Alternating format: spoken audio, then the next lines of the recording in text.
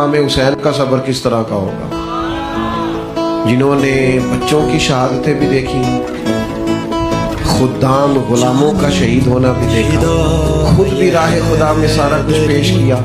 तो हदीस बताती है फिर अल्लाह ताला ने उन्हें दीन में कितना मकाम अता फरमाया होगा, क्या फिर उनके मकामात होंगे। इमाम हुसैन रज़ी अल्लाह ताला अन्हु से पहले उनके साहिबजादे उनके सामने शहीद हुए। फरिश्ते अर्ज़ करते हैं मालिक की उसने इन्ना लिल्लाहि व इन्ना इलैहि राजिऊन पढ़ा, और इस हाल में भी कि हम उसका बेटा ले आए हैं वो फिर भी अपने रब की तारीफ है। हुजूर अलैहिस्सलाम फरमाते हैं, रब फरमाता है फिर उसके लिए जन्नत में एक घर बना दो और घर का नाम भी बैतुल हम्द रख दो। अल्लाह की तारीफ इस तरह की कि पर सर झुका दिया, तो फिर उनका अजर तो महबूब ने पहले ही बता दिया था कि ये जन्नती नहीं बल्कि सिर्फ ये तो जन्नती जवानों के भी सरदार।